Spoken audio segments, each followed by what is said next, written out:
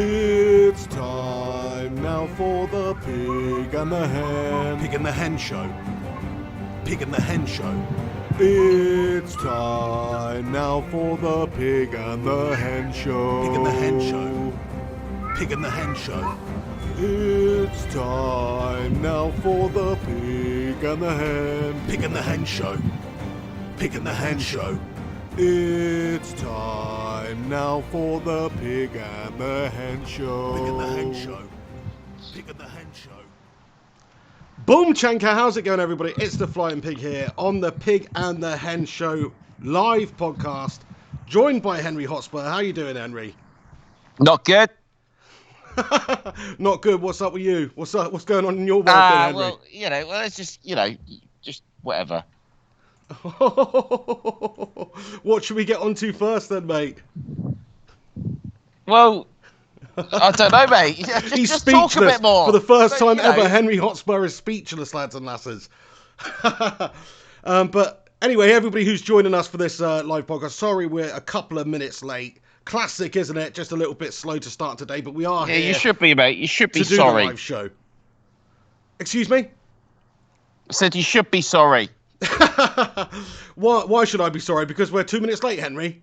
I think Yes. Spurs should be sorry for their absolutely dreaders performance last night. So, mate. I mean, 2-7 look, against Bayern. Wow. Tottenham Hotspur get mentioned again before We're going in there Manchester nice United and on a early, mate. United channel. We're going in there early. It's not. It's a United channel, but this is a Man United and a Spurs fan podcast. Of course, we're going to talk about that. We're going to talk about Man United Arsenal, aren't we? But we're definitely going to talk about Tottenham versus Bayern Munich, mate. You just love it, don't you? You've turned into one of these kind of closet Spurs fans, I reckon. But to be fair, do you know what it is? It's Support like, Spurs because you want them to do well. Honestly, every single time Tottenham have a bad result, and I know the other day was an absolute travesty. Okay, we're gonna get onto that, pig and hen fans out there, but every single time Spurs play, I get a message straight away, literally. The referee's barely put the whistle in his mouth. Message pops through. Bing! Guess who it's from? It's from the pig, is it not? With some derogatory, horrific thing that I don't even want to read. I'm losing sleep over some of the messages I'm getting. It's pretty much hate speech from the pig. Horrible. Hate memes, mate. Lots of memes. Some good memes. Do you know what I mean? But no, fair enough, Henry. Look, it's only because you were giving it the big and earlier on this season so much and making me feel so bad about United's woes. And let's be real here. Like, you're actually higher than us in the league now. I couldn't say that last week. Now you're higher than us in the league. So that's a kick in the bollocks, really. Obviously, last night you played Bayern Munich and you've got absolutely decimated and just outright embarrassed at home there. And the fans at the end were booing Pochettino's little face, and he can't explain it. Well, I can't explain it either. They've got the squad there. They've got great players. They started the game well, and then they just absolutely crumbled. You're not gonna get a quadruple H from me tonight. You're not. You're not gonna get hot-headed Henry Hotspur, unfortunately, because I just can't do it. I can't do it. So, the quadruple H, mate. I mean, I really try to sometimes. Sometimes I'm giving it the big in, as you say, but I just can't. That result, okay, let's just get straight into it. Let's just get it over and done with. Let's swallow the frog, yeah? So we've been decimated 7-2 at home to Bayern Munich. Okay, what positives can I draw from that? It's Bayern Munich, yeah, big. Decent team, decent enough. Maybe not the best Bayern Munich known to man, but still Bayern Munich. Very good team, yeah. All right, but that is no excuse. It is the biggest defeat on English soil, I believe, in the Champions League of all time. Okay, that's not a good. That's not. Yeah. Get that one in the Guinness Book awesome. Of whatever. Yeah. Okay. The last. I shouldn't even say this, but I read this earlier. Before that, the biggest defeat was actually 8-0. That's a Spurs loss to a Spanish side in the Intertoto Cup back in the 90s. So, Tottenham don't do themselves no favours, do they? No. In some of these European competitions. So yeah, it makes depressing reading. The more, to be honest, it is just one game, okay. But the bigger picture, the bigger problem here is if you actually look at us statistically in terms of 2019. Okay, we're drawing the year to a close now. We're in the fourth quartile of the year. But if you look at us statistically, if you were just to take all of our results from the beginning of this year to where we are now, it does not make for pretty reading. Not at all. No, you're absolutely right about that, mate. Pochettino, Spurs having an absolute nightmare. Same with Ole Gunnar Solskjaer and United. We're not covering ourselves in glory now, and the last year has been absolutely gashed too. But yeah, I mean, you got to the Champions League final. Once, mate. I know.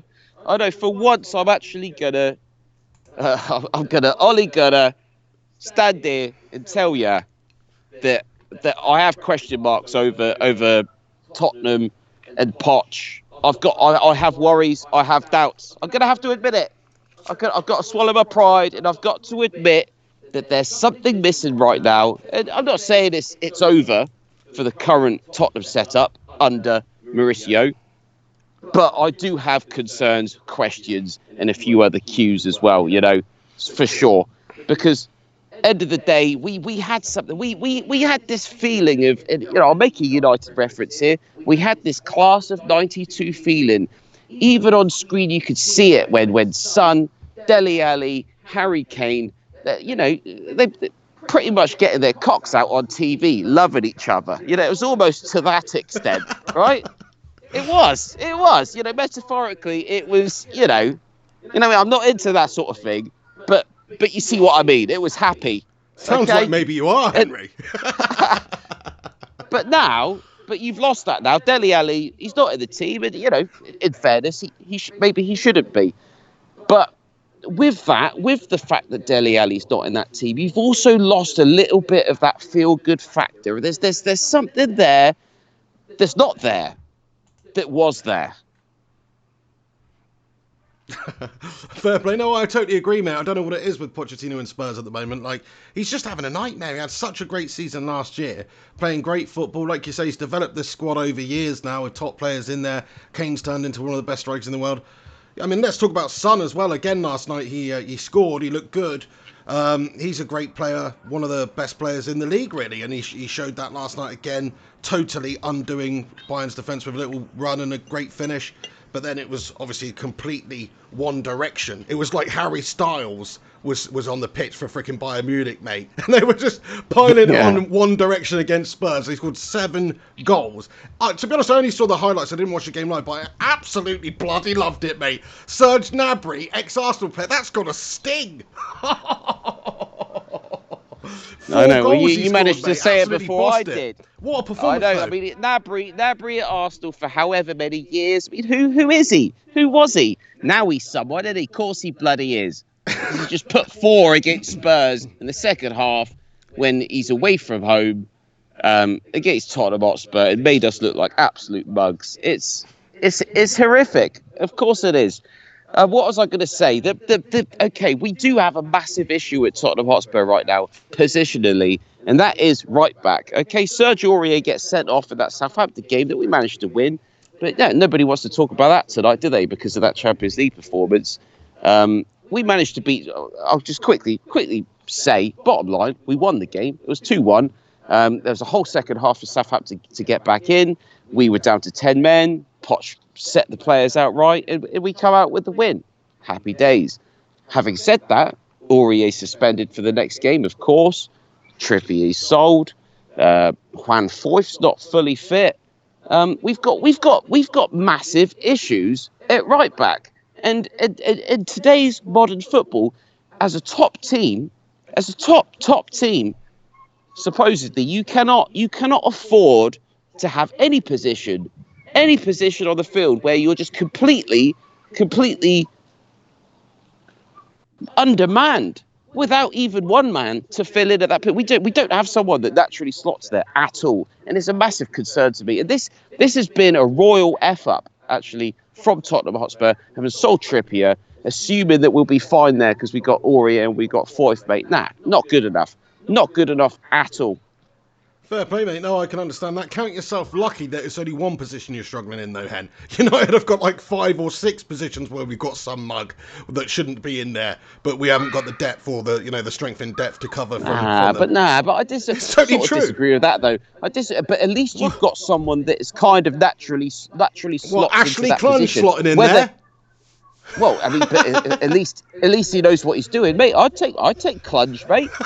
I'd take Clunge. You love a bit of Clunge for Spurs right now, yeah, man. All day long, Clunge would get right. He's more of a left back, but I'd have him right back at Spurs. Hey, he played right back in the last game. Now. Yeah, he played right back in the last game for United. Some and we had emergency Twanzebe out on the left. Deal, mate. But yeah, fair play. I mean, I think we can just both agree that Spurs, Tottenham Hotspur, they are Tottenham hot shit at the moment, mate. They're just not doing it. They're looking poor. 7-2. That's an embarrassment. It's a mockery. It's terrible, mate. They drew with Olympiacos in the Champions League. Are they realistically going to have a good run in the Champions League? I know it's early days, but probably not. Probably be joining us in the Europa League on Thursday nights, mate. And I know at least it did happen in the Champions League and not in the Europa League and all that. But still, what an embarrassment that is. Well, same happened for us last year, to be fair. We didn't have a good start to the Champions League, so don't write us off. But to be honest, it's not about, I couldn't care less about Champions League this season. In some respects, what I need to see from Tottenham is a bit of stability right now. We need to be looking like a good side, and the statistics are deeply concerning me. Deeply. I don't blame you, mate. I don't blame you. I just want to take this opportunity to say to everybody that's tuning in live right now, thank you very much for stopping by on the Pig and the Hen Show live. Today we'll be talking about a whole host of things, so stick around for that. But thank you to Alex Rincon, Morgan Free Person, Stephen Sharp, Clan J, Gary Wells, Jack and Brad Gaming, Gung Shi I can see in here. In fact, there's a super chat here from Jack and Brad Gaming. Thank you very much, mate. He comments, Hen, how long has that humble pie lasted you? Well, I mean, it's I could be eating one of them bloody humble pies right now, and you wouldn't even be able to see it, would you? Because you can't see my face, and that's on purpose. I don't want to show it tonight. That's how embarrassed I am with my side. Enjoy the apartment lighting in the background. Nice one. Thank you very much, Jack and Brad Gamer. Much appreciated. Alex Rincon says, get your thoughts and questions in for the Pig and the Hen below. Absolutely. Thank you very much, Rinconator. Alex Rudd with a super chat here. He comments, what do you think the score will be in Munich? That one's for you, Henry. What do you mean, what do I think the score would be? It was 7-2. In the return... What do you mean? Eh? Oh, sorry, at Munich? Yeah. I can't even begin to think about that. Rudd's loving it, isn't he? He's loving it. Since when's there a question directly asked at me? Never. It's only because we've just lost 7-2 to some ex-Arsenal prick. You know what I mean? To be 4 fair, goals in the second half. He looked Henry, great, didn't he? Jesus. But I mean, you should have kept hold. You should have kept hold of him, Rudd. Sorry, did he actually ask a question? Did he? No, he did ask a question. He super chatted in, Rudd. But to be fair to him, he didn't actually directly address you. He just commented, "What do you think the score will be in Munich?" To which I didn't think he would. I didn't think he would as an Arsenal fan. Why would he actually want any direct contact with the arch enemy? No, he would not. But anyway, I'll answer the question, and I hate to tell you, Henry, but I think it's gonna be one worse. I'm going for 8-2 to Bayern. in the leg. I don't want to come with any predictions. Do you know who I blame? Do you know who I actually should be blame Mauricio Pochettino, mate? No, it goes back to what I was saying earlier about having that team chemistry, that class of '92, whatever you want to call it, that we had a year and a half ago, if not a year ago. I blame Dele Alli. Yeah, he's absolutely shit now, isn't he? I really blame him because he was something special. He was the kid at the side. He's still a young player, but he was 19 or whatever at the time.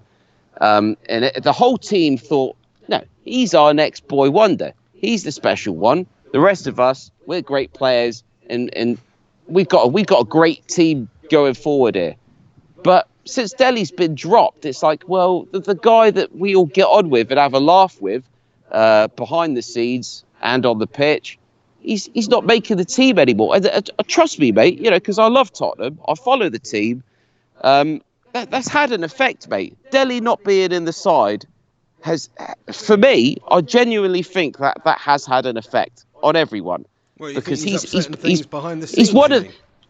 I'm not saying he's upsetting things. I see him as one of the lads where if he's not playing, then it's just not. It doesn't feel right. It doesn't feel right to not have. I want Dele back. I want Dele back, playing how he used to, mate. With confidence, with panache.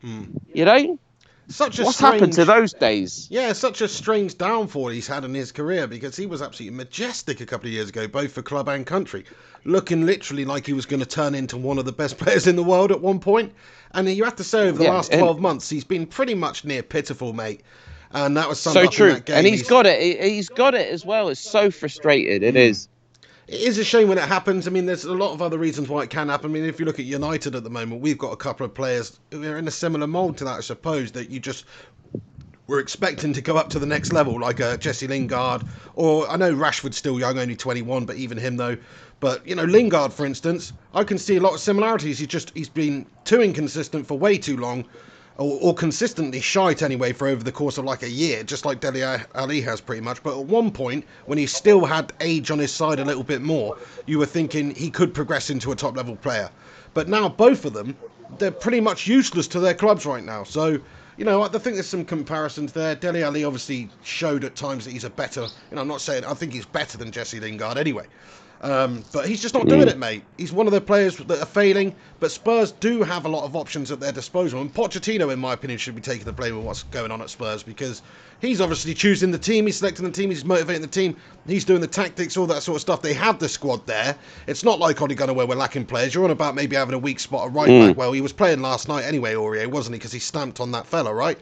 So, he's it's like he just couldn't get it right and hasn't got it right properly for a while. I don't know what it is. Poch is in the deep end right now. I mean, despite all the praise that I heap on that guy, it's he's actually swimming in waters that he hasn't been before. And there's a couple of sharks around, and he doesn't know what to do. It's like he's always done a good job every club that he's been to, and he spent a few years there. And he's progressed his career, and now he's got to a club that in all honesty, historically is not a top side in Premier League football, and he's taken them there. He's basically taken them without winning or lifting a trophy.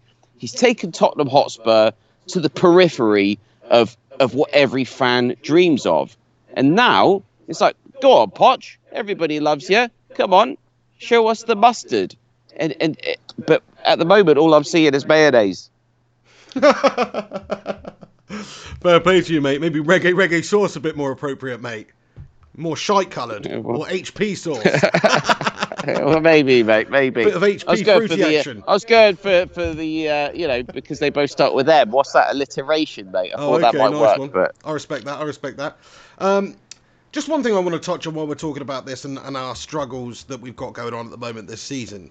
It's like I see a lot of people saying about Frank Lampard, what a great job he's doing, and they've got this identity about them, they're playing a certain way, and they're playing young players, and they're looking like they're going to get somewhere. I'd like to remind everybody that Spurs and Pochettino have been doing great over the last few years, and they're in a slip or a dip of form, or whatever you want to call it. It is terrible what's going on, but there you go. United, we're having a nightmare. Solskjaer's having a nightmare.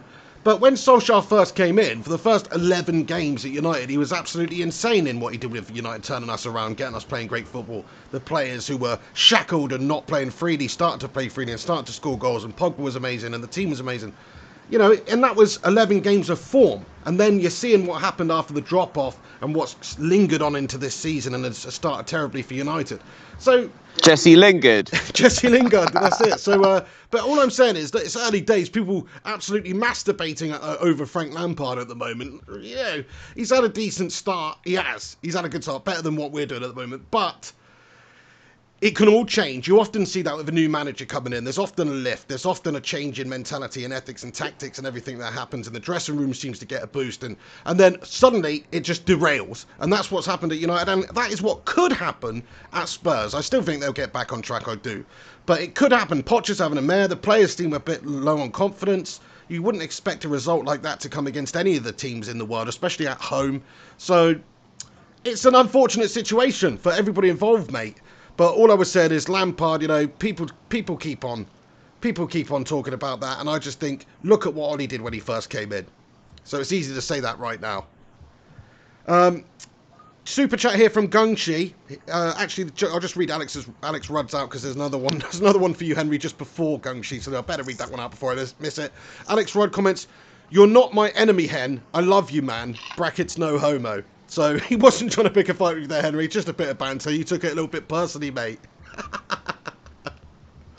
So what do you mean in brackets no homo? What? So he basically he loves me, but he doesn't want to. He don't want to get like intimate. That's Is right. that what he's saying? That's what no homo means, basically, mate. Yeah, I'm pretty sure. Or either that, or he's implying you're not human. Oh dear. Okay. And fair play. Well, I mean, no. I mean, me and Brett. The thing is, Arsenal and Spurs, it is love hate. Like, I don't know, mate. If you know, honestly, if the sure pig, it's not just if the pig, hate? no, there is a bit of love hate. There is. You know, I've had Arsenal fans over the years, and it's kind of like we still both have that understanding that we're those clubs that think we're something special when we're not. You know. Sort of true, mate. Yeah. What was I going to say? I was going to say something deep and memorable, and I've forgotten. Oh yeah, no, Rincon's my nemesis, mate. That's what I was going to say.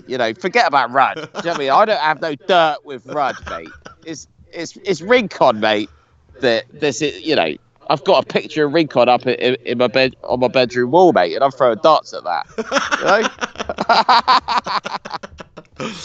Alex Rudd comments with another super chat. He just says, "Your team is crap, though." So there you go.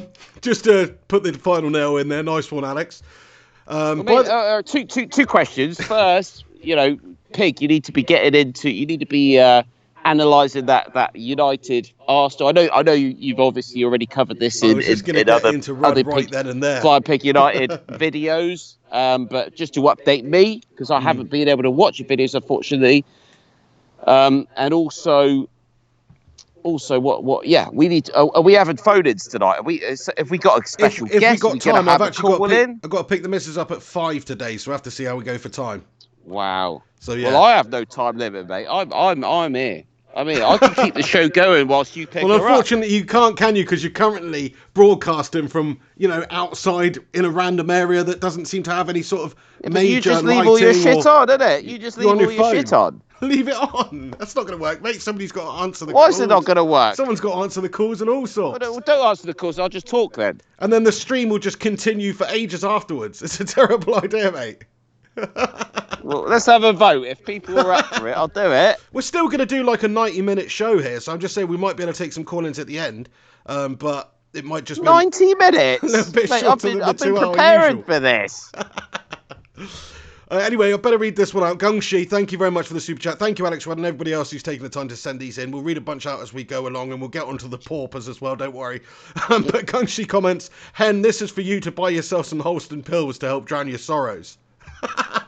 Mate, what I need, Gunshi, is I need somehow, I haven't seen Holston pills out here in China. And, to be fair to you, Gunshi, I would love a bit of Holston pills. Love that beer. What a beer that is. It's just got something about it. It's got a special taste. So if you could get some sent over, mate. The Music Fiend comments, "I could listen to Hen talk for ages." But yeah, no, that's right. Thank you very much for sending that super chat in, Gungshi. Henry still needs to send me his details so I can send him some of this crap over. I'm still waiting for it, trying to improve the show a bit lighter. Yeah, but I don't feel comfortable you having my address. What? You literally live in China, mate. I'm going to send it to Gungshi once you've sent it to me. That's what it is. He's just going to knock on your door, mate. Yeah, that's the real reason that I'm. That'd be awesome. Gunshi's a legend, mate. Don't be so cruel. No, yeah, you're right. You should welcome him. Anyway, Right, yeah, let's get on to... So, Alex Rudd, mate, I'm sorry, Man United are crap at the moment, aren't we? We're absolutely poo.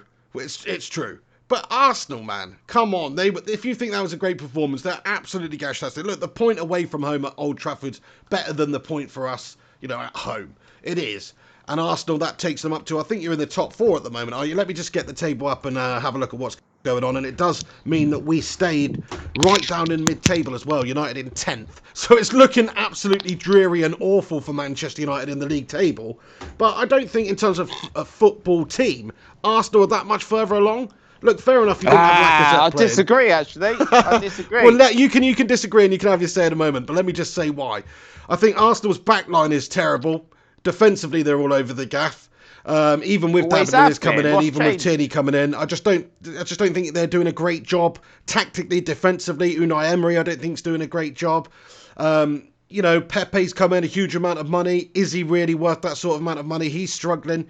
I'm not so convinced that Arsenal can get top 4 anymore. Now, I know it's only 7 games gone, but I just think...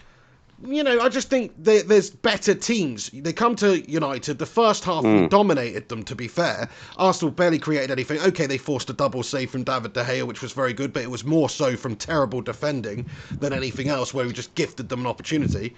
And other than that, they didn't create anything in the first half, and United could have done better. We also had a handball shout turned down, which, if they're using VAR and they're using and applying the rules properly, would have been a penalty to United. So that's another option. So... if anybody was going to win that game, it was probably going to be United. I know we were poor second half, and the goal that they scored, which Aubameyang took very, very well indeed, the goal that they scored was also from a defensive error from United. So going forward, I think Arsenal offered very, very little. They were also a bit ropey at the back there. But you're judging from one game, mate. Come on. I'm judging from a couple of games, mate, to be fair. I mean... do you watch Arsenal games, do you? Yeah, I did. I did a watch-along for an Arsenal game the other day, mate. What was it? The Spurs game where they freaking beat you.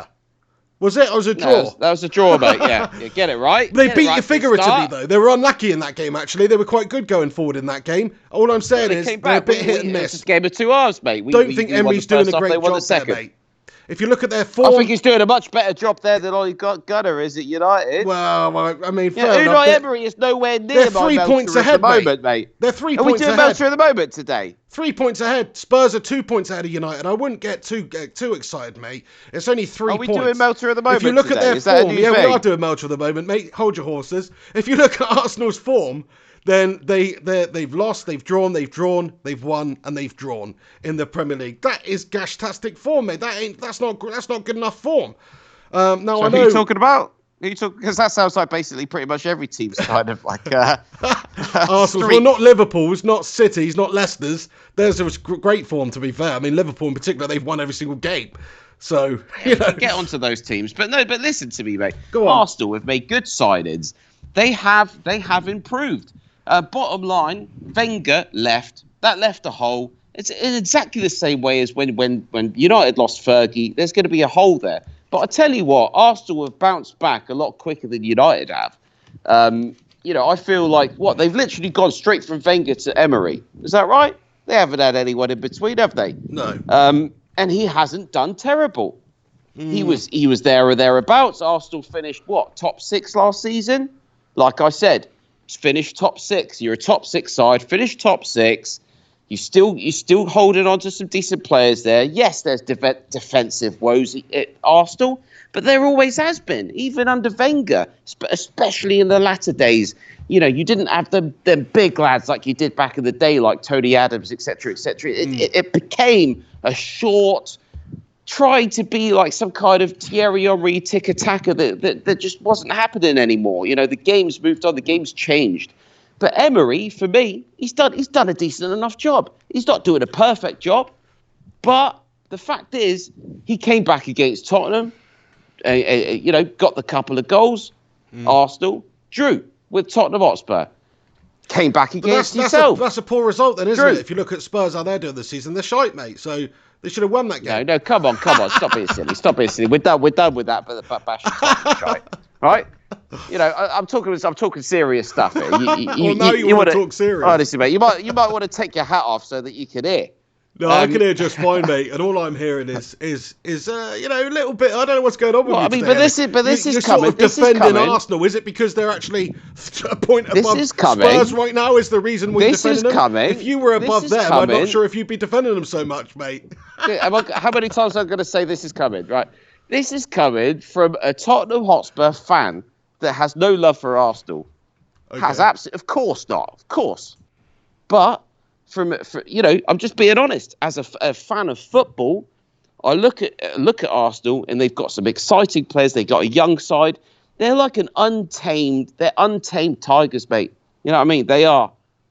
They're wild, mate. They're a wild side. This making the mistakes left, right, and centre. But having said that, I think they've got something about them, and I fancy them for top 4. I do. Fair I fancy play. them So for top 4. Do you think they're going to finish above Spurs then? Like, because Spurs are probably. Do you think they're still going to get top 4 then? I think Spurs will get back in there, but I fancy Liverpool, City, Arsenal, Spurs. I do. To be fair, I mean, it's early days Chelsea will stumble. Chelsea will stumble. I think United is not quite there, and that's how I see it. I think Arsenal could do it, yeah, for sure. Mate, United are definitely not anywhere near. I mean, if you look at our form, I'm looking at it here, the last 5 Premier League games, we've lost, we've drawn, we've won, we've lost, and we've drawn. That's terrible form, and that's just the last 5 games. If you look further back into last season and look up to basically when we finish playing well after Ollie first came in, and start from there, and then look up until now, it's absolutely abysmal form. So United are in a terrible situation. It's not good at all. It's not good at all. When you look at the money spent, you know, yes, you've sold some top players, but bottom line, you've still got a side there, or you should do. No, I mean, we don't. We've got a shit shower, mate. I don't understand why you're bashing Arsenal. Actually, I mean, what you know. I just don't think they're playing that well, mate. I think they haven't, although they signed a couple of players, it doesn't look like they've addressed the problems they've got at the back, and that always seems to be the problem. And I'm not sure if Emery's getting the best out of them. He has had a bit of time at Arsenal there. They don't look like they've come on much from last season at all. There's supposed to be some sort of progression. I think they have, mate. I know it's 7 games. They look decent, mate. They're a bit all over the place. They're a bit unorthodox. They're a bit inconsistent. Struggling to win games. At the same time, what do you mean struggling to win games, mate? They're in the top 4. They've won as many games as we have, you know. Yeah, the last 5 games they've drawn 3, lost 1, and won 1. So if that's not struggling to win games, I don't know what is, mate. You know, they've won. I still feel like there's more of a feel-good factor at Arsenal right now than there is at United or Spurs. Well, yeah, I mean, they're actually 4th. They're in the top 4 at the moment, but they're only 3 points ahead of us, 1 point ahead of you. It's early days, but listen, I know I'm saying this about Arsenal right now. That's just my opinion. I'm saying I think if anybody was going to win that game the other day, it would have been United. I think we deserved more from the game than we actually got because of that VAR penalty incident that wasn't given, and you know, the fact that first half we dominated them, second half, okay, it was an absolute shit show. We gave away a goal, basically. That's what happened. We just gave them a goal. Other than that, you know, we were pretty poor. We didn't create a whole lot. The problem United have is we've got an inexperienced manager who, you know, I love Ole Gunnar Solskjaer, but it's like banging a head against a brick wall, mate, selecting the same players every week. Jesse Lingard's in there when he could have done something a bit different.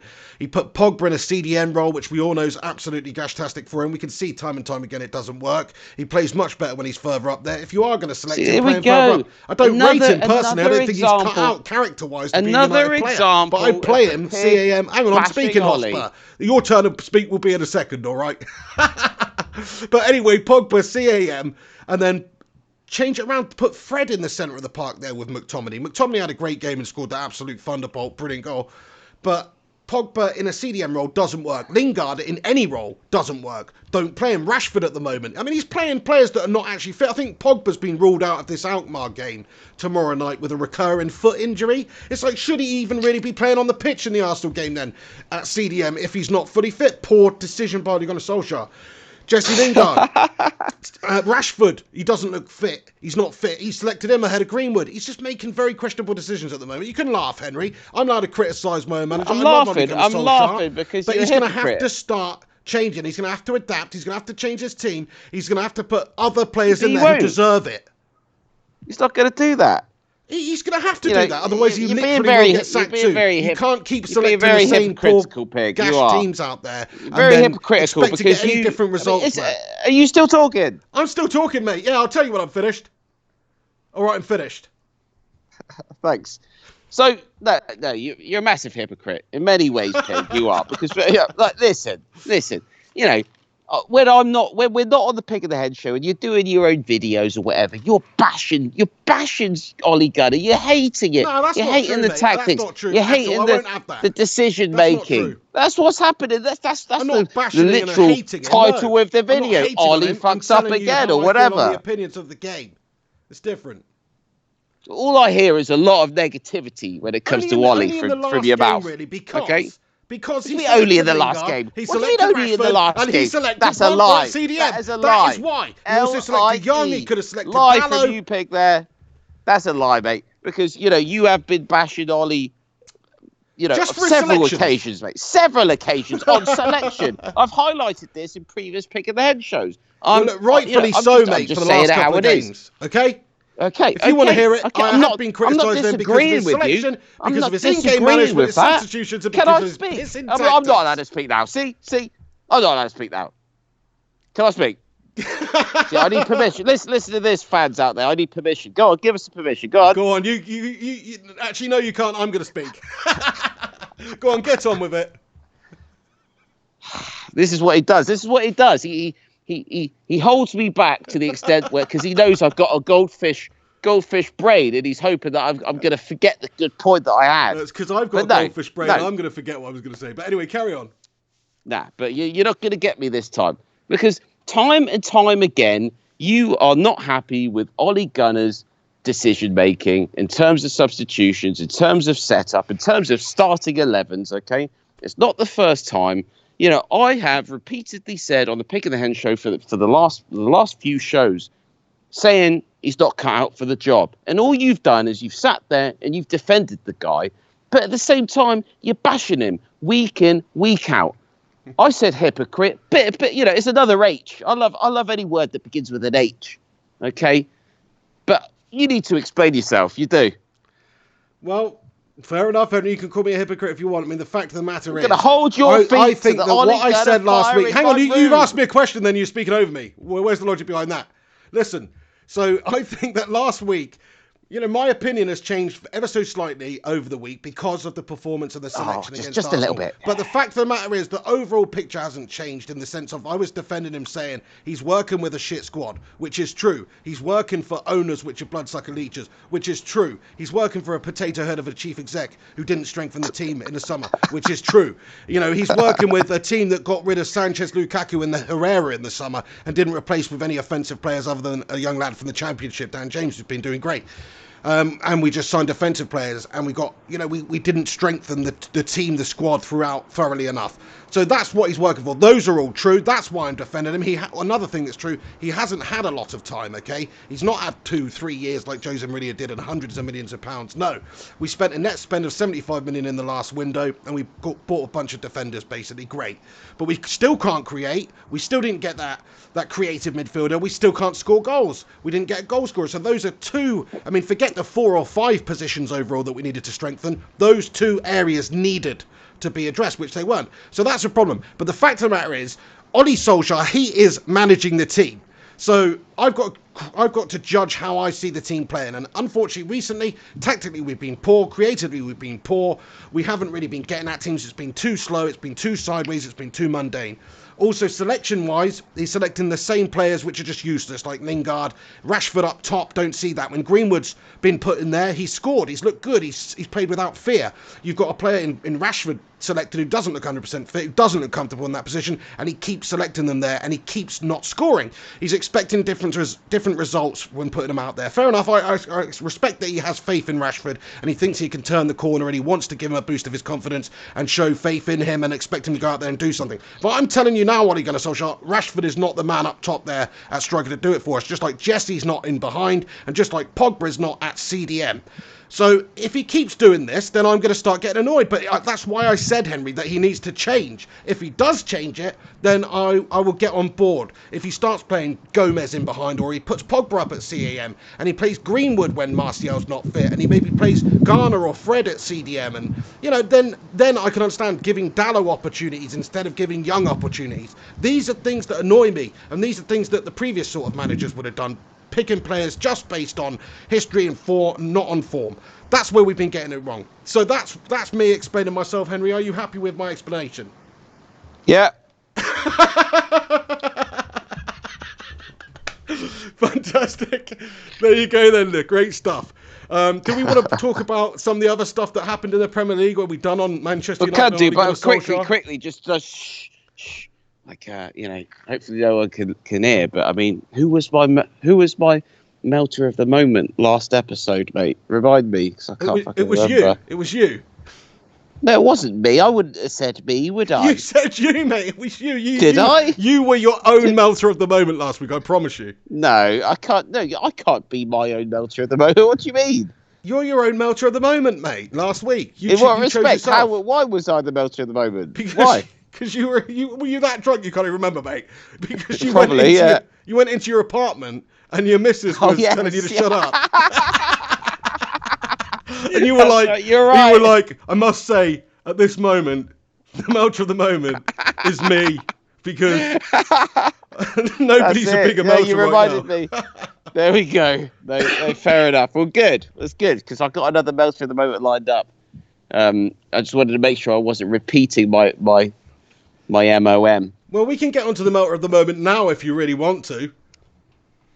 Well, I mean, do we have a set time for melter No, there's of the no moment? set time. There's no order or sequence. There should be. We could just melt whenever we want. We should have set times, you know? Nah, we could just melt whenever we want, mate, just like Spurs.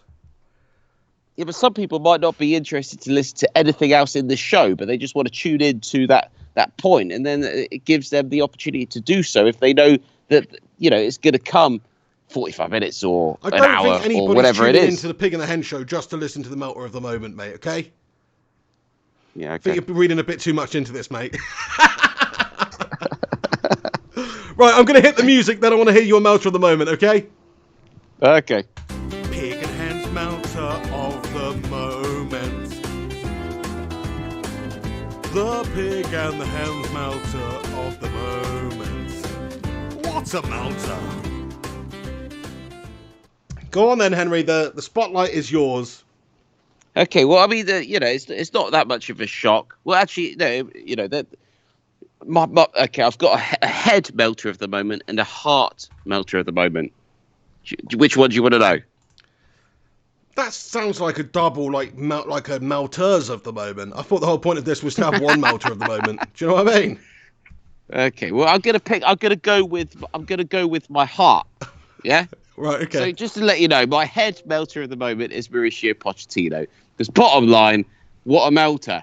You've just lost the biggest home soil English defeat of all time in Champions League, let alone European football. It's not cool. It's not good. We made the final last year, mate. I'm talking to Poch right now. Sort it out. Do you really want to be sacked and have Henry Hotspur in charge of the team? Probably not. So sort it out, okay? Because that's on the card somehow. But no, in terms of in my heart, the melter of the moment, my actual melter of the moment, and I touched upon it earlier, it is Dele Alli. It is. Because even though it's not of the moment, like I said, with the head is Pochettino, but with the heart is Dele Alli, because I've realised now there is a massive problem because of Dele Alli at Tottenham Hotspur. As a fan, that's how I see it. I kind of thought, well, he's been benched at the moment. It's the beginning of the season. We've made a few signings. Let's see how things get on. Maybe it's the right thing for Poch to be benching Dele Alli. He's get his head in the right place, get him training, get him concentrating, make him want to break into that side. That may well be the case. But we don't have a million years, Dele. We're not going to wait around hoping that you're just going to rediscover your form and turn into the sensational player that you're supposed to be. Because whilst you're waiting for that to happen, we're getting beaten by Bayern Munich 7-2 at home. Do you know what I mean? Sort it out, Dele. Become a good player. Get back in that side. Deliver us trophies. Like, come on, mate. How much money are you on? It's pissing me off, mate. I love it, mate. 100%. I'd completely agree with you there, pal, as well. Like, let me just play the music again, mate, because I'll tell you who my melter of the moment is as well. Pig and Hen's melter of the moment. The pig and the hen's melter of the moment. What a melter! Nice one, yeah. Great shout there, Henry Hotspur, for your melter of the moment. My melter of the moment is also Mauricio Pochettino, mate, because he is absolutely melted, isn't he? What's he doing, mate? It's an embarrassment to the club.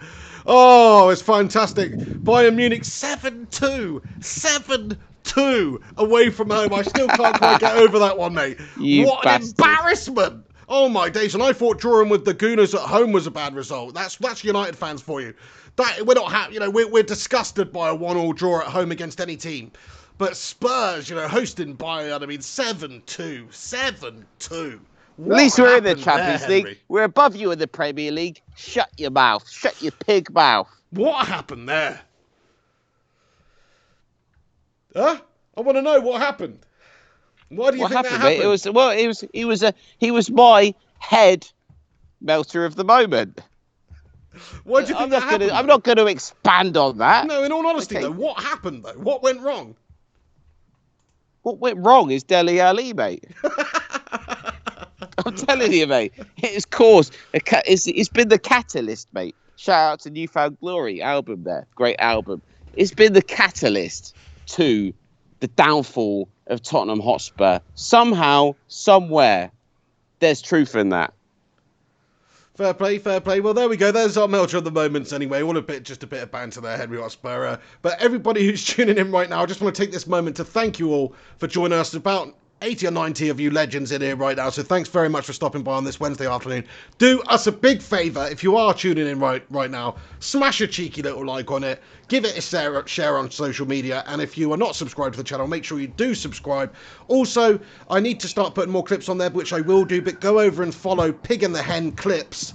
Pig and the Hen Show clips on YouTube as well, where I'll upload some segments and stuff like that. Maybe that would be a great place for somebody to go if they want to just watch the melter of the moment, for instance, Well, you need to set it up. You need to have melter of the moments all there readily available. If they're just into that, if they melt off to melter of the moment, then that's what they want. That's what they're into, isn't it? The same goes for the close hen counters of the third kind.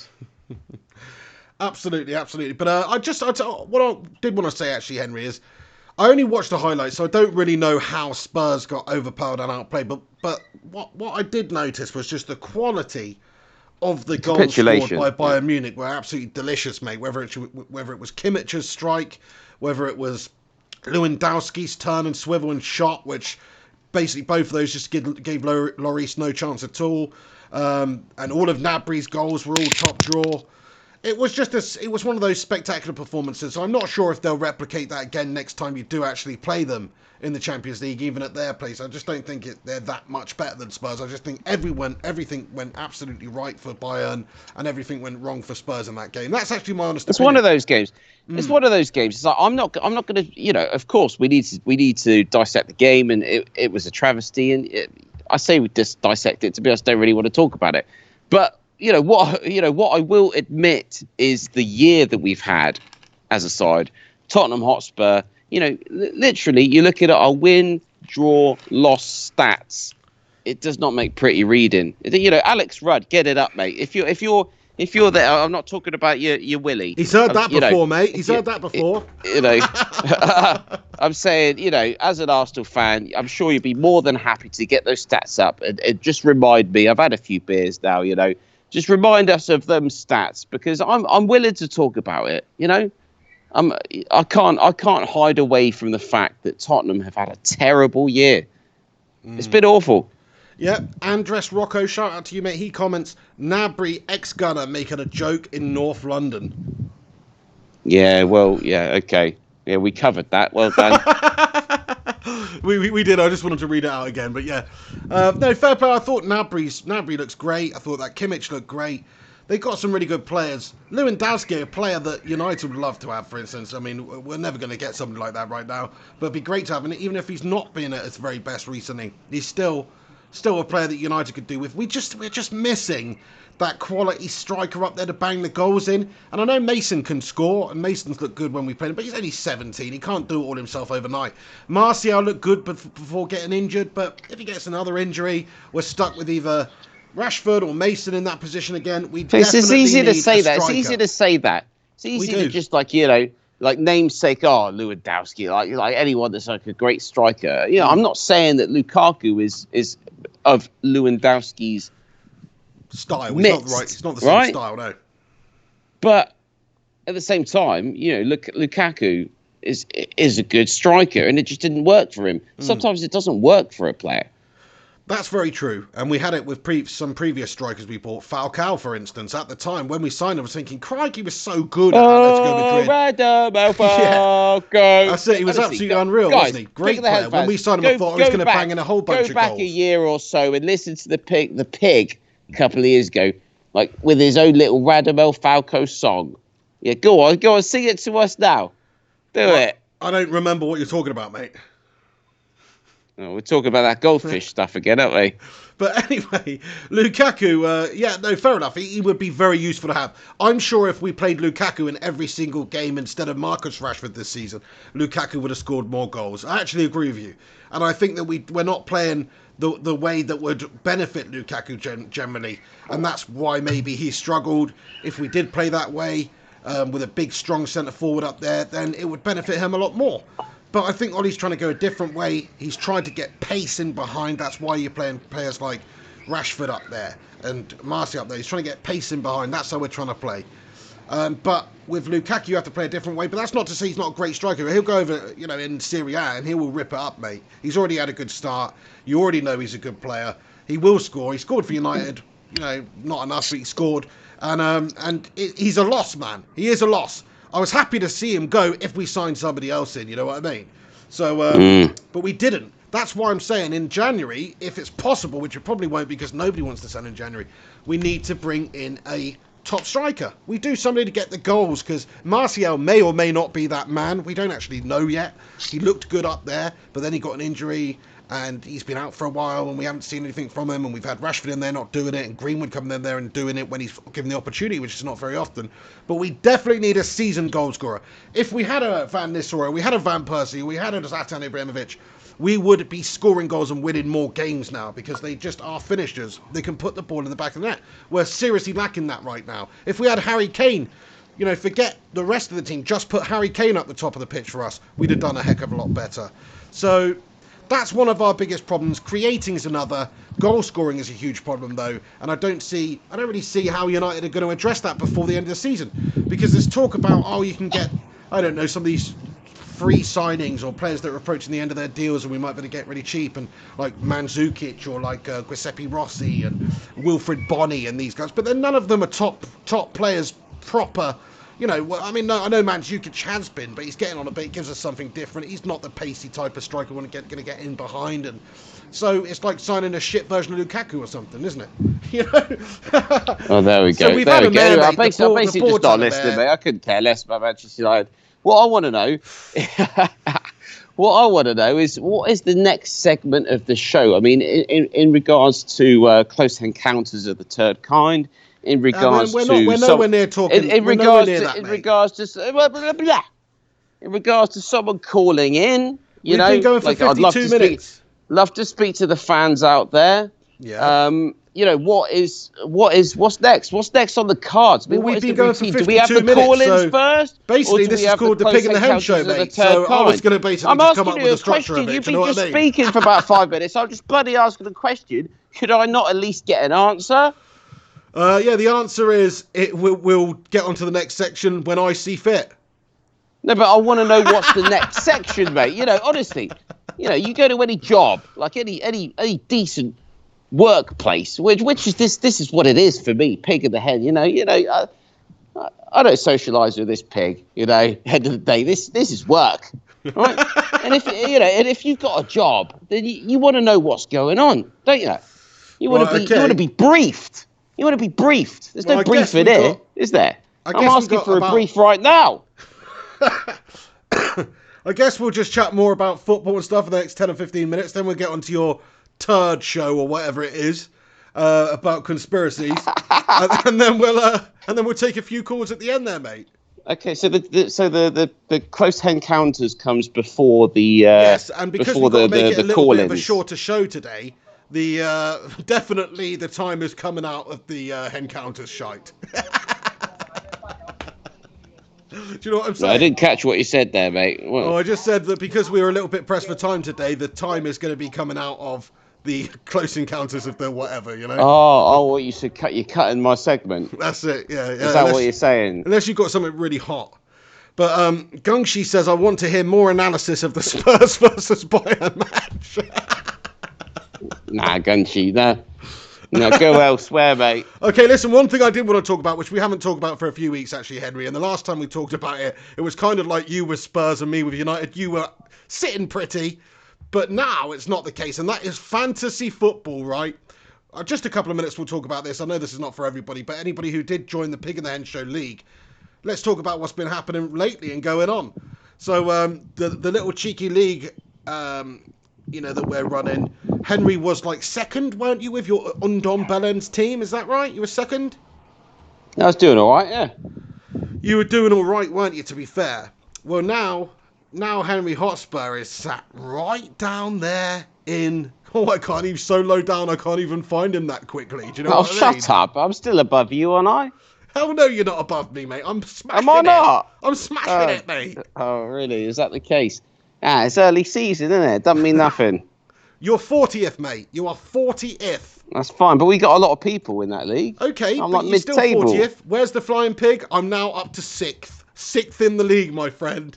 Are you actually? I'm 40 points off of number one. Shout out to Peter van der Loo with his team, Der Poolherner, who are currently in first place. He's 40 points ahead. Literally the love child of Van der Sar and Schmeichel. Shout out to Stephen Shorrock as well. He's just ahead of me, and I know he's in the live chat today. Shout out to Stephen Shorrock, you're fifth with the Champion FC. So fair play to you guys. Thanks to everybody who's playing that. But I just wanted to highlight Henry's fall from grace in the old fantasy football. My resurgence. Come on.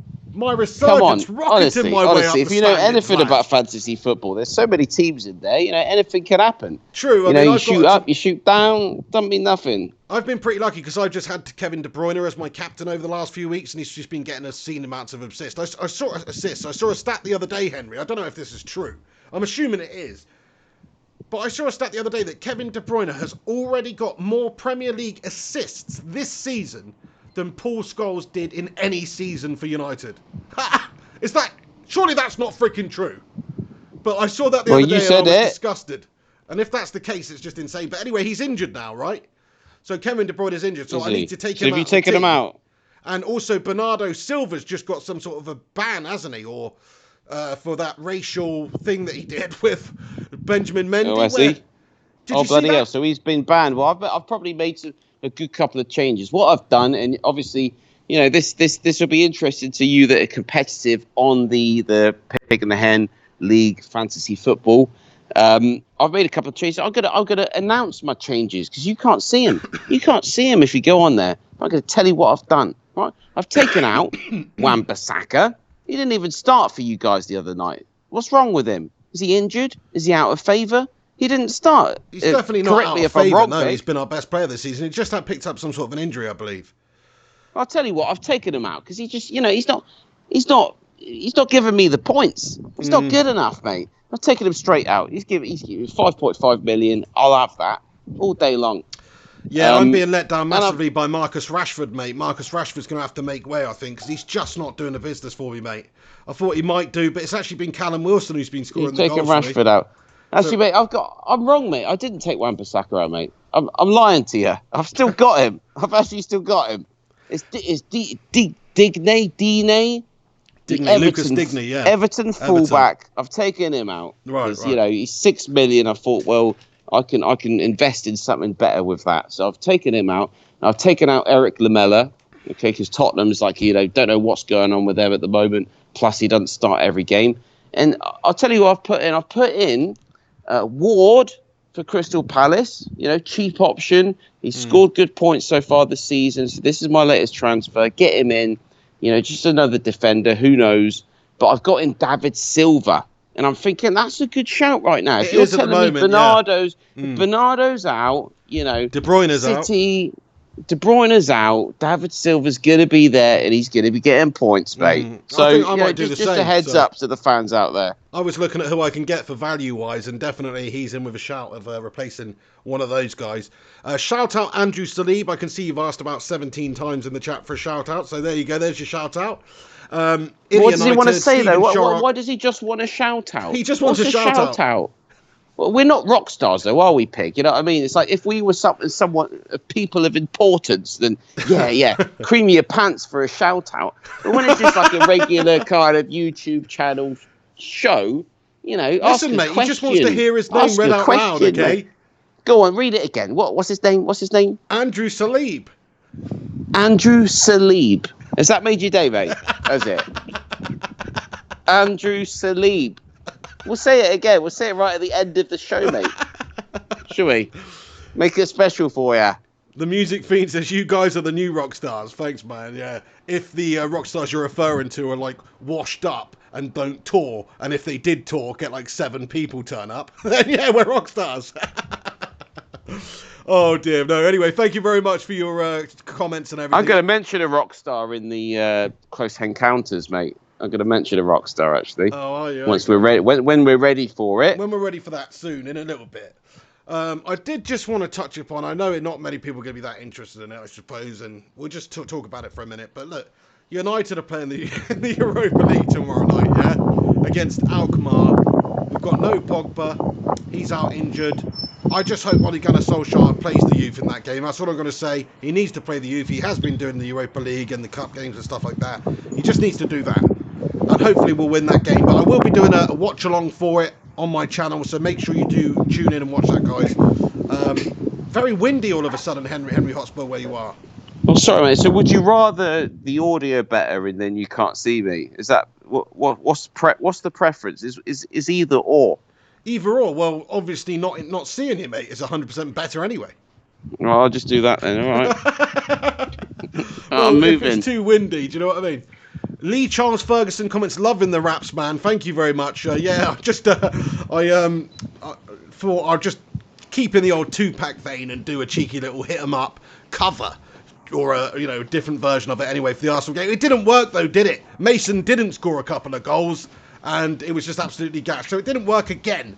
So these raps that I'm doing, trying to psych out the opposition and whatever I'm trying to do, it's not working at the moment, are they? Gutted. That's Solskjaer's fault, though, isn't it? Really, because he doesn't give you the opportunity for your fire in my room to become reality. Yeah, that's right. Music Fiend comments West Side, freaking West Side, and I mean, to be fair, if we have Melter at the moment, if I was going to say like magnificence of the moment, I've got to give it to your fire in the room. Just inventing my own segment right here. To be fair, I'm saying this through gritted teeth. I don't like to compliment the pig, but I have to say it. The fire in the room stuff, you put in a lot of work. You got a bit of talent there. Don't let it get to your head, but it's pretty bloody good. It's pretty bloody good a lot of the time, mate. It is. And I'd like anyone out there that says fire in the room is not good to do your own fire in the room, and let's compare. Because I bet you Pigs is going to be better. Well, you know me, Henry. Me and you used to do some rapping back in the day. Do you know what I mean? No, you could. I mean, could it be dug up? Have we got that stuff on the channel? If you go back through the years, can that be found? I think potentially. I think I might potentially. Have uploaded. Is there somewhere or somewhere? I think sudden death Quick mode. Quick shout out to Tom Rowley, the producer back in the day of some of our old school rap music. If you're out there, fair play to you, man. Absolutely, mate. Yeah, I was going to say, yeah, it's still on. I think it might still be on the channel called Sudden Death Mode. It's just audio only, but Henry's on that as well. Anyway, it's probably cringing by today's standards, but we enjoyed it at the time. We used to do some rap It's stuff. literally teenage years music. But yeah, But no, in all honesty stuff. though, Henry, I appreciate what you're saying, but I know I'm no like proper rapper. I just like to do it because it's fun, and also I just wanted to do something that no other bastard freaking fan channel was gonna do. It's like nobody's coming and doing that, are they? Do you know what I mean? But the trouble is the thing is you don't look right. You know. Excuse me. Excuse me. You don't look right, mate. You know, if you looked the part coming out with the tunes that you do, mate, you could be the next big thing. What are you trying to say here? That is bang out of order, mate.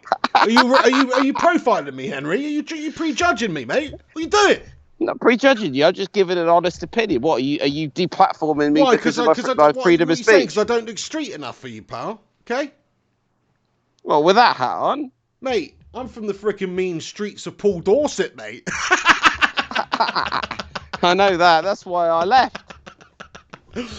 Anyway, no, fair enough. No, listen, man. The same people probably said the same to Marshall Mathers back in the day, mate. All right, you need to calm yourself. Yeah, but he didn't look like you, did he? No, he didn't look as G'd up from the feet up as the pig, mate. To be fair. He used to wear freaking wife beater tank tops. G'd up from the feet up. Where have you got that from? I don't know. It's one of those old hip hop expressions. Get with the times. Brilliant. No, I'm not so much of a hip hopper myself. You know, I mean, I respect all music. I love music, but it's not so much my shindig. You know what I'm saying? No, fair play. I mean, it's one of my favourite genres. I very much probably prefer rock and metal and things like that, but hip hop's definitely right up there for me. Always enjoyed hip hop.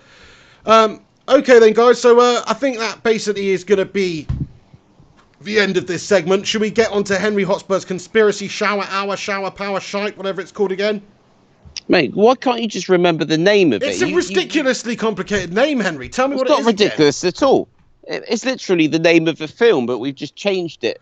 We just changed it to suit ourselves, like exactly the same as the pig and the hen theme, you know, in its own right. That all that is just we've nicked that from like a very like recently popular TV series, okay, and okay. So are you telling me you don't know what it's called? I'm not so sure I like the name, mate. To be honest with you. What? So what is it? Wait a sec. The close encounters of the third kind. Do you not like it? Does that not work for you? I kind of like it. I do. It's a bit of a mouthful, though, isn't it, mate? I mean, you might as well call it like frickin' Pirates of the Conspiracy being the curse of the frickin' Black Nipple. Do you know what I mean? Okay, but you could just call it close encounters. You know, if you need to be short in it. Okay, the full length is. I can live with it, mate. Close encounters. Close encounters. I think it works. Please let us know if you disagree. If you think it should be some other bullshit, let us know. But I think that works for me. The music fiend says I cannot remember that in the slightest. The Hen Files was better. Right. Anyway, let's get on to this then, guys. Okay. So, let me just play the theme music. Anybody who's not interested in this stuff, I know this is predominantly a football show. This is where we get on and we talk about some other stuff for a while. It might not all necessarily be conspiracy stuff, but just some other topics, whatever's on Henry's mind for the week, of course. So there you go. So that's what it is. But if you are going to go after this football chat, then please do us a favour before you go. Smash a like on it, subscribe if you're new and all that jazz. But thank you for stopping by for as long as you have done anyway. But anyway, let's play the music. Here we go. Time for Hen Encounters of the Third Kind or something. No, close encounters. Close Encounters of the Third Kind.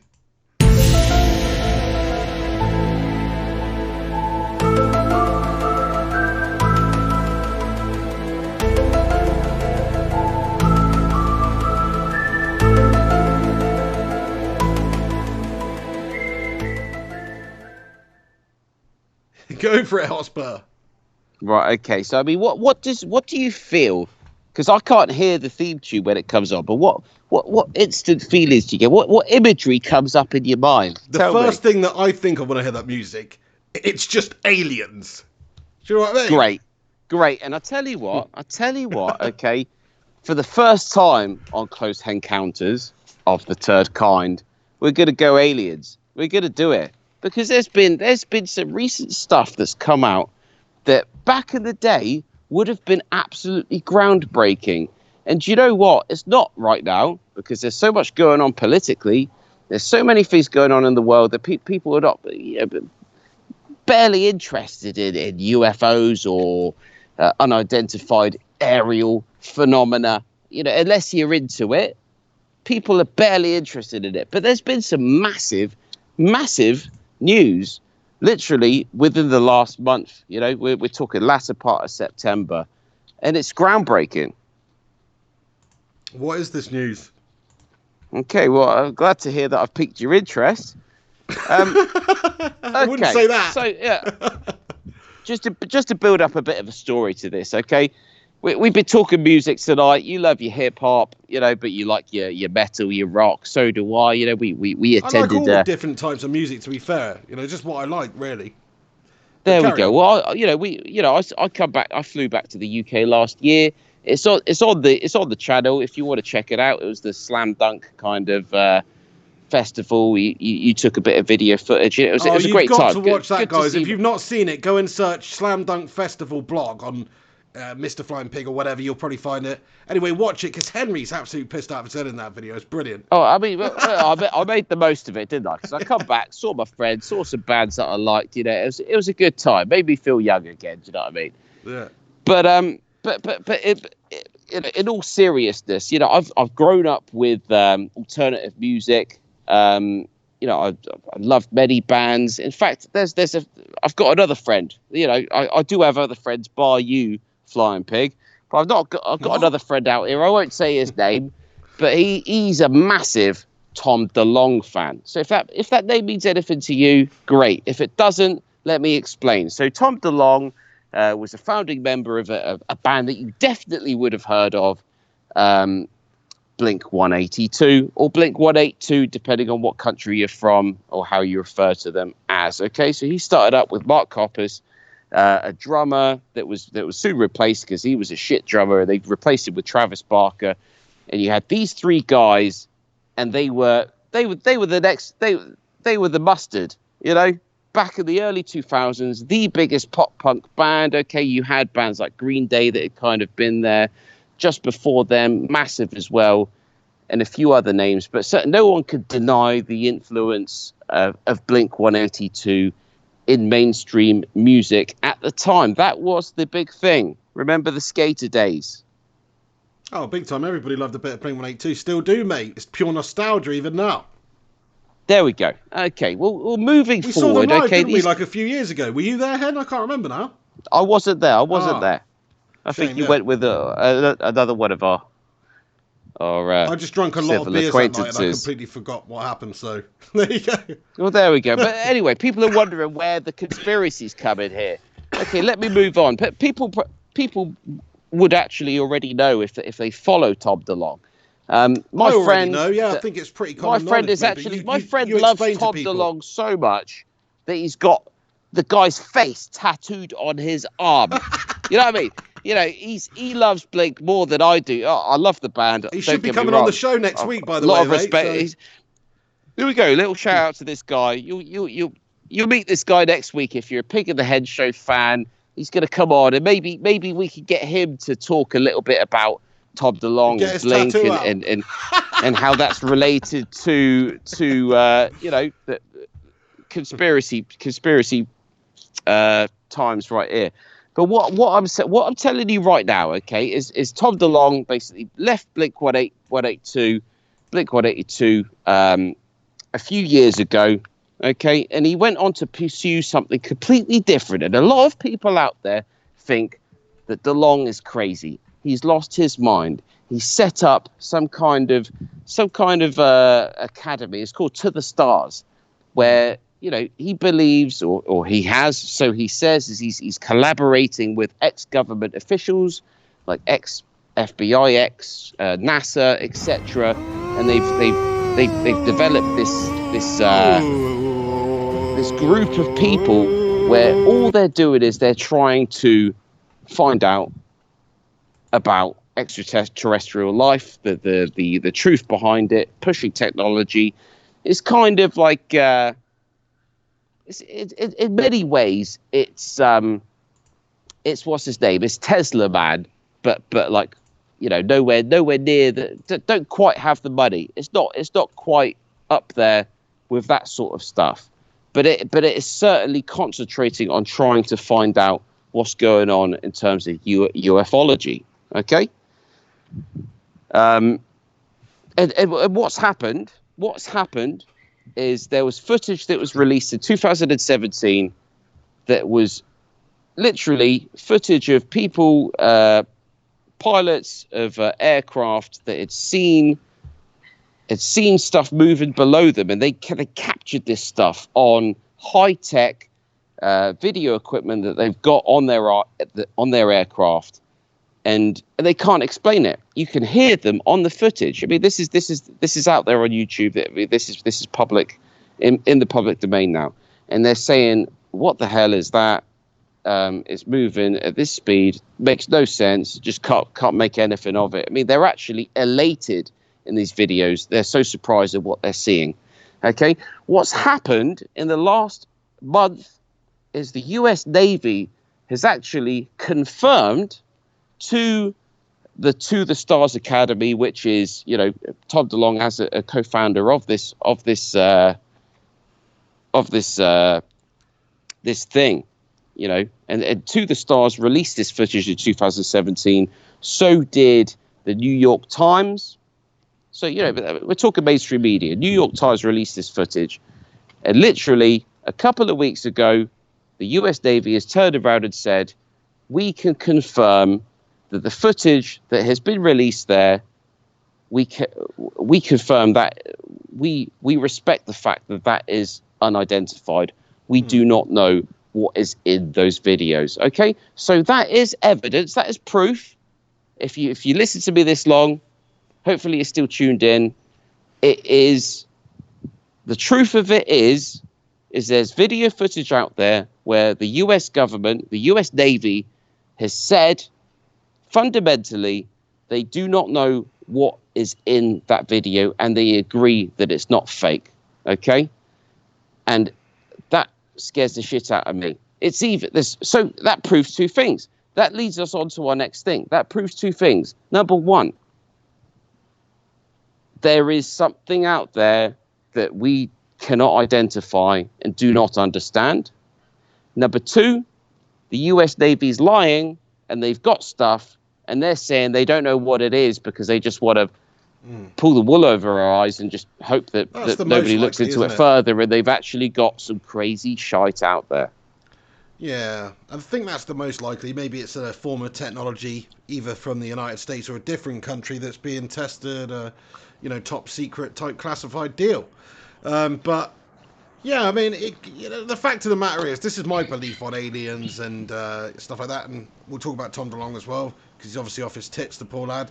But why is he though? Maybe he's not. Though? But what I would say this is what I mean. I mean, that's what I thought a few weeks ago. Yeah, but did you watch him on Joe Rogan? Suddenly, did you watch him on Joe Rogan? I did.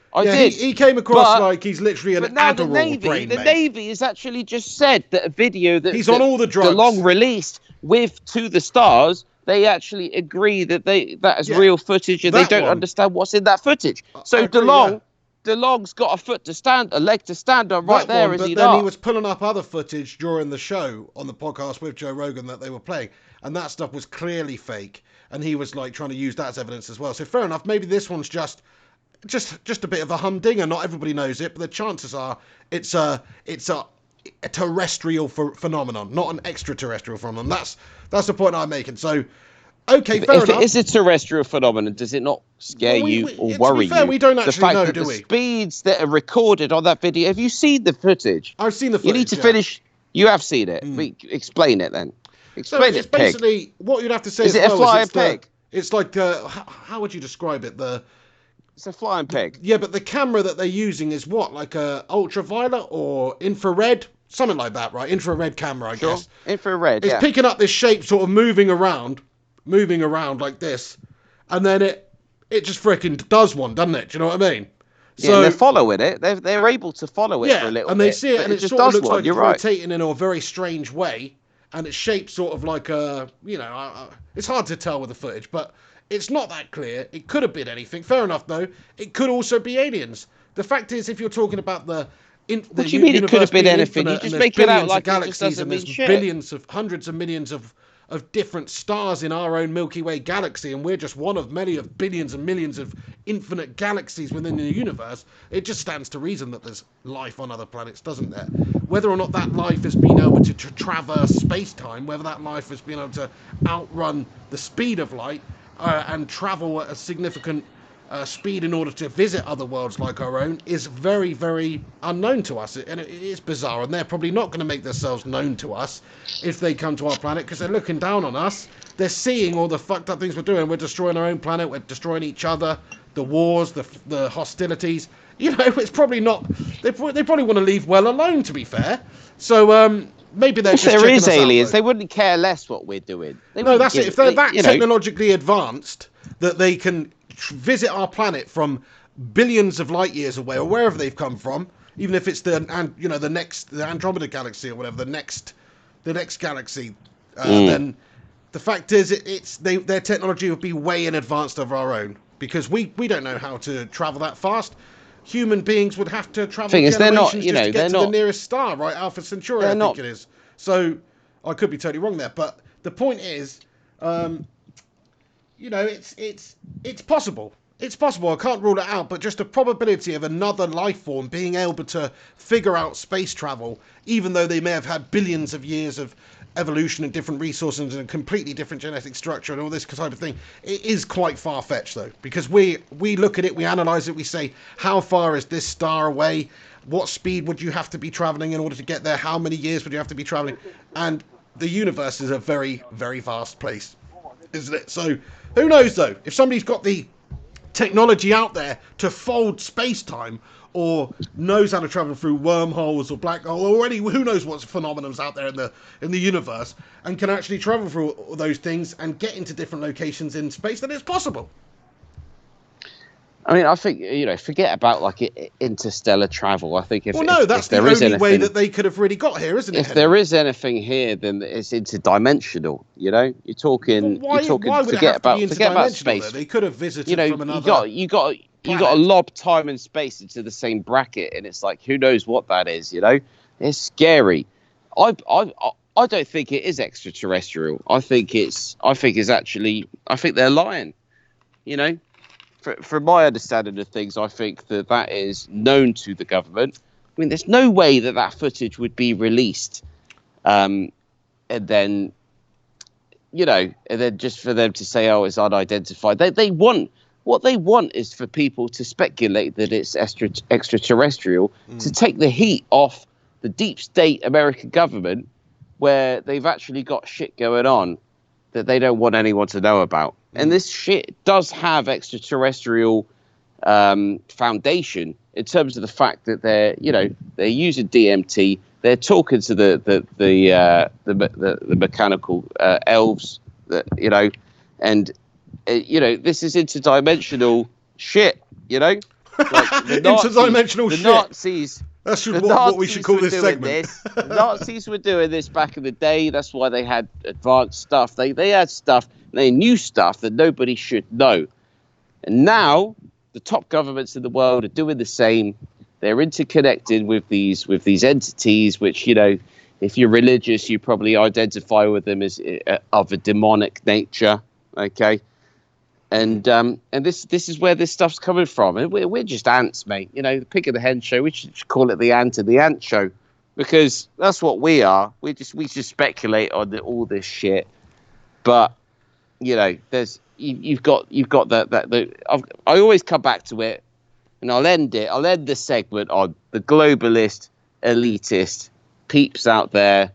That's what they're about. They want us to believe in UFOs. They want us to wait for aliens to come from space, because they're already interacting with these supposed aliens, but actually they're demons on an interdimensional level. Fair play. Contrarian comments, I'm confused. Is this a football or a science channel? It's both. It can be whatever you want it to be, my friend. But no, going back on that idea, I mean, we know how difficult space travel is, being the beings that we are with a physical body and a physical mass and all that sort of stuff. In order to travel and visit other worlds, it takes a very long time. So, is it possible that there's a life form out there that has harnessed faster than light travel, or that has harnessed maybe interdimensional travel like you're on about, Henry? I mean, it's all possible. These are things that I love thinking about, because it but I really mean, does make my I'm very life much, seem I'm still completely meaningless. even though I'm agnostic and I'm not some religious person, I still find truth in demons. I believe I'm not even 100% sure on alien life in the galaxy or in the universe. I mean, it seems to me it should exist, but I believe that the entities that we're still dealing with in this world are of a demonic type. Well, maybe there's life out there, Henry, but it's all part of, like you say, this globalist elite protection that's going on. For all we know, Clinton, the Earth is flat. Just a couple of 100 yards away in space, there's another whole solar system with a whole different host of beings. We just don't want anybody to know that, because everybody's religious, or a lot of people are religious. And if we find out that there's life on other planets and we're not the only special in the center of the universe and all that sort of stuff, then everybody's going to lose their absolute shit. So I can understand it, mate, if there is a cover-up in place going on there. But I personally hope that we would all. What was great, I love the fact that you mentioned flat Earth there again. I'm not a flat earther. I'm not. But someone commented on our last show. He made the, obviously he enjoys the pig and the hen, or the close encounters segment that we do. And the comment was, bottom line, YouTube have actually deleted, thousands of flat Earth videos. Now, why would they do that? Why would they do that? If it's a joke, if it's laughable, then why delete those videos? Is that really going to incite hate? Is that going to cause problems? Is that the kind of video that nobody should see because it's going to be to the detriment of the world? I don't think so. Not for 1 second. No, I have to agree with you on that one, Henry. That is just pure censorship. Like, you can let idiots think what they think. That's what's happened throughout the entire world's history. People think what they think, whether it's wrong, whether it's right. I mean, if 600 years ago, if you'd have said the world was round, people would have thought you were an absolute idiot. So, that's the factor of matter of it. But, people shouldn't be censored in that way. You shouldn't have your opinions removed just because they don't fit in with the narrative. You know what I mean? It feeds the conspiracies. I've said this before on the show. The more that you censor this stuff, the more that you ban stuff and take videos down, etc., all you're going to do is make people think, well, why have they done that? Why have they taken this stuff away? Is it because it's true? That's all that's going to happen. Yeah. No, they're definitely doing a lot of censoring recently.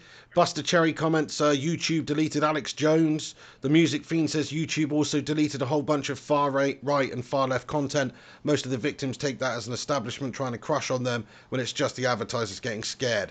That's YouTube does obviously pander to advertisers as well, and if certain advertisers don't want to align themselves with certain narratives, then they factor that in. But then just demonetize their videos, or monetize them with advertisers that are happy to post ads on top of flat earth videos, because I'm sure there's a lot of people out there, maybe like a flat earth map producer would love to advertise on the video for flat earth. Do you know what I mean? There's no need to actually get rid of them. That's the problem we've got here. So I agree, censorship's gone a bit too far in my opinion. I mean, fair enough, if you're talking about racial hatred and stuff like that, that should be culled, because that's not helping everybody. I personally agree when we're talking about space and time and stuff like this with the late great Bill Hicks, the great comedian, who said that why don't he had a great vision, human beings could just use the money that we spend on wars killing each other and use that money and clothe and feed every single poor person in the world, which it would do many times over, and then all explore space together. That is the dream. What a great sentiment. Great sentiment. But do you know why that would ever happen? It's because you've got very, very powerful people that actually incite war themselves. Like, it's all a big game. It's a big chess game to people out there that want to ensure that you've got that top tier of people that can break away from the majority of society at some point. I mean, they're already broken away, but they're ready. They're ready for the mass genocide of the world. They're ready for it. Well, we'll see, mate. I mean, there's some stuff going on. I mean, what was it you were telling me is going on in China at the moment then, Hen? Okay, so we've just had the 70th anniversary of the People's Republic of China. I'm not going to say a bad word about it because I am in China right now and I do care about myself and my own welfare, I have to say. But we've witnessed, even though you haven't seen it in the West, it is literally the biggest display of military power in terms of a parade that has ever been seen, on a TV screen, should we say. I mean, I watched it yesterday.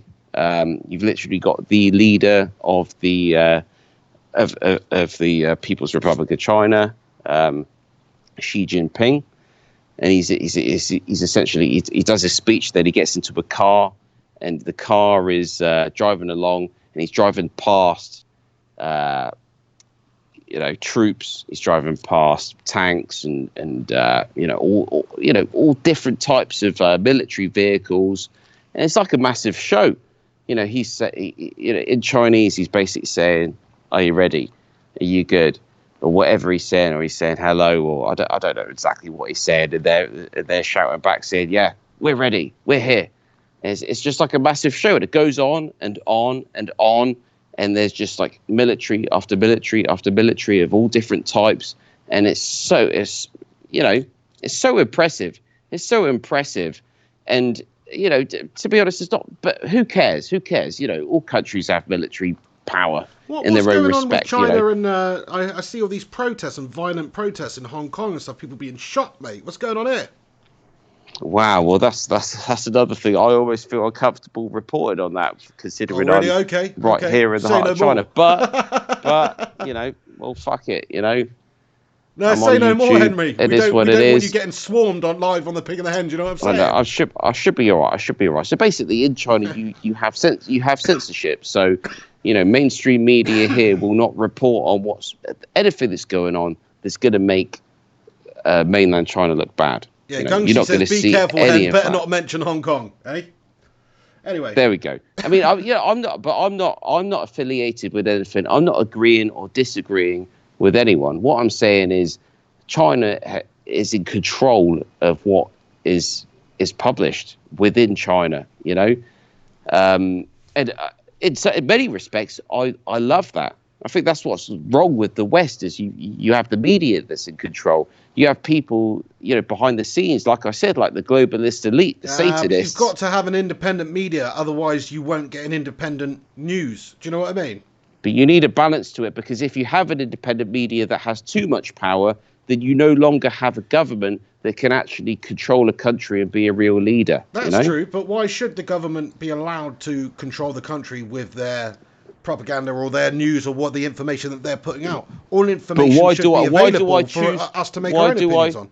Why do I choose to live here rather than my own home country? Because I don't really know, mate. It's a great question. Because it's financially better for me. I feel safer on the streets because things are controlled. If I was to go back to the UK, it's chaos. You've got a divided country, but now you're veering into political stuff, which we don't really talk about on the Pig of the Head show, or we have done, and people don't like it. But it's a massive problem. Our country, the UK, has got massive problems that you would not see here in China. So's every country, and you've got big problems in China that we don't see here in the UK. You have a leadership, yes, but you have a leadership here that ensures that your normal day-to-day person is able just to get on with their life here, whereas in the UK, that's suspect at times. It is when you look at the knife crime in London, etc. You're not going to get that in China. Okay, no, I do respect that. I mean, we have got our crime problems here, like most countries do, to be fair. I mean, I don't know the statistics. So from what you're saying, China's obviously a very safe country when it comes to violent crime, right? 100%. Yeah. I've never felt safer anywhere. Yeah. But I'd just like to read this comment from Mo Wada, who comments, 2 seconds ago, you were against censorship. Do you know what I mean? No, Moada, you're right, 100%. You're right. I am against censorship in terms of how I believe things should be in the West. I choose to live in China because that's the best thing for me to do. It doesn't mean I agree with the system. Yeah, to be fair, Gongxi says lots of money to be made in China. Here. To be honest, I mean that's your main reason for going there, isn't it? Exactly. So, I respect the system here. It's not my home country, and I respect how things are done here.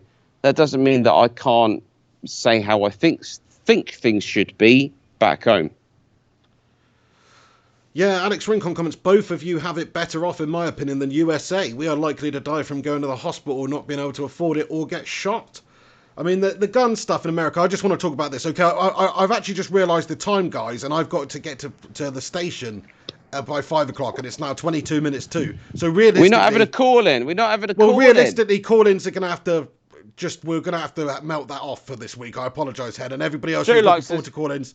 I've got to get to the station like the at 5. sound of his own voice too much. That's why. He don't want anyone calling in because he just wants to talk. But what I will say, if you let me speak for a second, Henry, is me and Rincon are going to jump on tomorrow, and you're welcome to, Hen, if you're around as well. I hope I am. Anyway, I haven't I haven't actually clarified this 100% with Rincon, but hopefully me and Rincon are going to do a little show tomorrow previewing the Europa League game and stuff. So we'll take some call-ins then.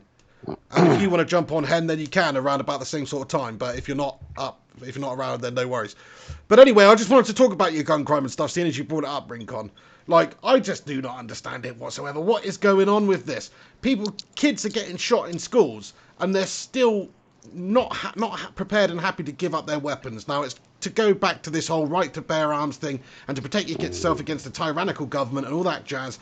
It's a completely different day and age. It's not going to work. It's like Jim Jeffries, if you've seen that sketch where he's talking about, they've got drones and stuff like that. Is so true. Like, it's just not the same level. What unfortunately is the case is there's mad lunatics the world over. There's mad lunatics the world over. And if they had a red button, a shiny red button that could press and nuke the world, they absolutely would. And if they had a knife and they could go out there and they could stab as many people as they could before they get taken down, they will. But the problem is, what you're doing is you're giving these psychos an easy way.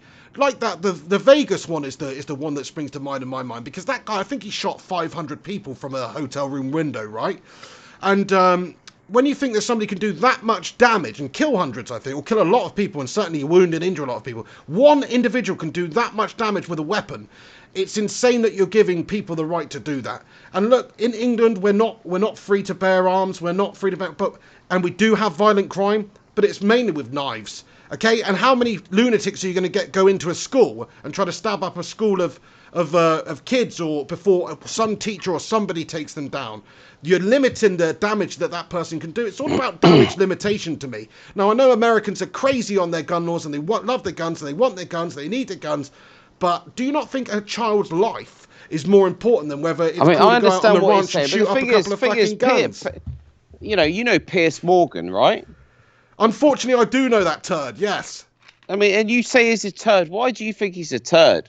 He's an absolute phone-hacking scumbag, mate. Are you serious? Apart from the fact that on the face of it, he's just a smarmy bastard. He was literally the main editor of, was it The Mirror or one of those shithouse rags? One of those shithouse mags which hacked into people's voicemails, including dead kids, mate. Anyway, and aside from that, I just don't like him. He's a smarmy little prick, all right? Don't wind me up. Don't talk about Piers Morgan, because I freaking hate the guy, mate. Well, you're not going to like what I'm going to say. Oh, you absolutely love him. That doesn't surprise me, Hotspur. For our American listeners out there, you just sounded like Piers Morgan. Like that last little bit that you just done there, of a few minutes of saying what's wrong with the guns in America. Piers Morgan would sit there with you and he would shake your hand and he'd say, "I've been saying this for years because I follow this stuff. It interests me." Well, there we go. For me, I used to think like yourself. I used to think like Piers Morgan. Actually, having looked into it, I'm a bit indifferent with it. And I'm entitled to my opinion. Okay, I'm not an American. I feel uncomfortable talking about how America should go about being America because I'm not American. But the way I look at it is this: bottom line, it's not the guns that killed those people. It's the mental illness or the evil within these people that that committed those atrocities. And I hear what you're saying before you interject. That okay, if they only had a knife or they only had, let's say, a handgun, then they may not have been able to inflict so much damage. They may not have been able to kill as many people or wound as many people. Okay, so what you're saying is, why are we not limiting the damage that could be inflicted by these psychos? Okay, that's worth looking into. Having said that, I feel that the further that America goes down this road of disarming the American public, the more power and the more control goes to the American government. And we're not talking about the British government here. We're talking about the American government, which is still the most powerful entity in the world in terms of a political system. Get on with it, Hen. I've got to go soon, mate. What's your point? Right. Okay. Well. Anyone that fundamentally believes in the Second Amendment would turn around to you and me if we were having this discussion with them, and they'd say, "I deserve my right to bear arms because if tyranny hits us, if shit hits the fan, and the government is coming to take my kids, or if whatever's going on, I need to be able, with my friends, with my family, with my town, to rise up and make sure America stays great." That's what they tell you. I know what they tell you, but they can't do that in this day and age because the government have fucking tanks. The government have drones. The government Doesn't have matter missiles. how many the government tanks have they have. laser-guided If the population at least has arms, and 90% of the population, I mean, you're talking Hong Kong earlier. I don't want to go into it, but you're talking Hong Kong. Imagine Hong Kong with arms, mate. They would take control of Hong Kong, or it would be all-out war. That's what the Second Amendment's about. It's about the fact that if enough people believe that the government's wrong, it's called an amendment. You can change it. It's called an amendment. They can all band together with their arms and create an army in a civil war where they can continue, or they can ensure that they're in control of their country. Fair play, Henry. We're actually going to have to save this one for next time, but great topic. I love this topic. I also want to talk about, and I'm not just saying other countries, Britain has problems. I think I always thought we were quite a free-thinking liberal nation in a lot of ways, but the fact that we're so far behind a lot of these countries like Canada and the United States and even Australia now in terms of legalizing cannabis and drug laws and things like that, and using the money to be better spent on policing and not creating this criminal underworld by allowing these drugs to come in from Morocco or wherever, and these gangs to profit from it by actually taxing it. There's lots of stuff I want to talk to you about in terms of Britain's fucked, mate. Britain's fucked. We've got a Western Civil War on our hands. We're looking at Henry, the modern day Cold War. Boris Johnson, he has no power. We're talking about impeachment of Trump in the United States. We're talking civil war, but it's on a public domain scale. Okay. And it's brimming. We'll talk about it next time, Henry. Sorry to cut you off. I'm sorry it's a bit of a shorter show today, guys, and we weren't able to get round to the phone ends. I've got to pick my missus up in 15 minutes. It takes about 15 minutes to get there with it during the traffic at the moment. So I better shoot, and I probably will be late anyway. But just a couple of shout-outs here. Nick Brown, Super Chats, you two are comedy gold. Love the pig and the hen. Thank you very much, Nick. And Gungshi, Nick Brown's usual contributor, what a legend. Gungshi comments, pig and the hen, you're an inspiration, long live the pig and the hen. Thank you so much, Gungshi. Thank you to Alex Rudd, Jack and Brad Gamer, everybody else who sent the super chats in. And also a big special shout out to each and every one of you watching. I'm looking at Mo Wada, Viking Red, Gary Wells, Buster Cherry, The Music Fiend, Voodoo Chili 333, Illa United. Anyway, I'd love to list all of you, but I've got to go. So thank you very much for getting involved. This is what I mean. Well, I just want to say massive love to everybody that follows the show. But bottom line, as you can see, if you're watching the show or if you're listening along, all we are is just regular fluoride water drinking CUNTSs. That's all we are. But you guys watching, you're the same. And all we're trying to do is just try to work out what the hell's going on. All right, Henry, we'll continue this next time. Henry Hotspur, thank you very much for joining me today. You're a legend. Follow him, Henry_Hotspur, Twitter, blah, blah, blah, blah, blah. You've been watching the Pig and the Hen show. Thank you to everybody who's tuned in, all that jazz. I'll see you soon. Take it easy. Have yourselves a good one. And we'll see you soon. You've been the pig. I've been the pig. He's been the hen. See you later. It's time. Oh no, I'm not. I'm playing the outro. I'm playing the intro again, not the outro. Pig and the Hen Show. Oh, the intro's Pig and the better. Hen Show. See you later, guys. No, seriously, chuck a like on it, subscribe. Have yourselves a bloody good one. And we'll see you next time. And I'll see you tomorrow as well. Hopefully with Freak on. We'll take some calls and stuff then. Tune in for that. Henry Hotspur, thank you so much, mate. You're a legend. I'll catch you soon. Pig and the Hen Show. I hope you mean that. Pig and the Hen Show. It's time now for the Pig and the Hen Show. Alright, see you guys. Take it easy. Have a good one. Peace. Pig and the Hen